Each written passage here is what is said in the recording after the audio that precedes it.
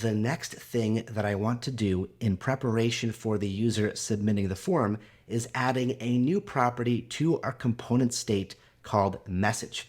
The message state property will be a string. And as our users use our form, we're going to populate the message with information that's going to communicate almost like the status of the form submission to the user. So we're going to tell the user, for example, whether they've successfully logged in, or perhaps if they have triggered some kind of error.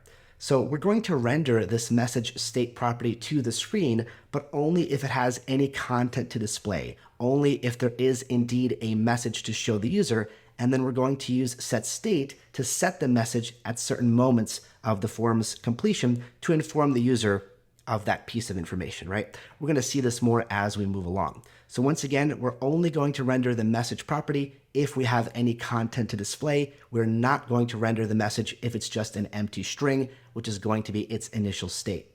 So right here, as always, we want to add another property to state. So I'm going to go right here to line 7. And at the very end here, I'm going to add a new property called message, and I'm going to initialize it to be an empty string. When I save this, you can see that Prettier makes it much nicer by spreading out all of the properties on separate lines. Okay, the next thing I want to do is scroll down to my render method, and I'm going to destructure our new message property. And down below, as I mentioned, what I want to do is render this message, but only if it has any content. So if it is an empty string, like its initial value, I don't want to display it on the screen. But if the message has a valid string, that means we've set some kind of information for the user to see, then I do want to show that message to the user. So what we're going to utilize is the exact same pattern we have right here. We're going to use a conditional render. We're going to say, if there is a message, then render some bit of JSX. So down below here, after the button, I'm going to add my curly braces.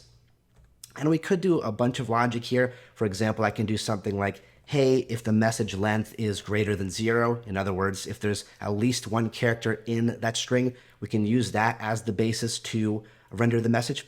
But another thing that we can do is just utilize the fact that empty strings in JavaScript are falsy and strings with one or more characters are truthy. What it means to be truthy is a string, for example, with one character will evaluate to true in a context such as this one.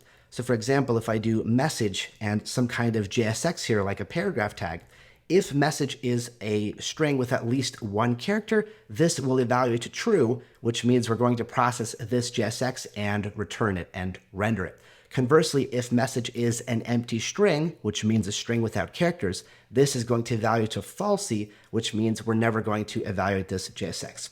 In other words, simply putting message here should be sufficient to render the string only if message actually has valid content. If it's an empty string, we're not going to render this paragraph tag at all. So of course, what I want to render in the paragraph tag, if there is a message, is the message content itself. So I'm going to interpolate that value, and then I'm just going to add two classes using class name to this paragraph tag. I'm going to say empty2, margin top of 2, which is about 8 pixels, just to add a little bit of spacing between this paragraph and the button above. And then I'm going to make sure that this text is centered with the text center Tailwind class. So right now, our message state property is an empty string, so we're not rendering anything below the register button. But I can show you that if I change that message to something else, so if I go to my React Components tab, click on App, and then let's find the new message state property and change this to something the user might see, like you've successfully logged in.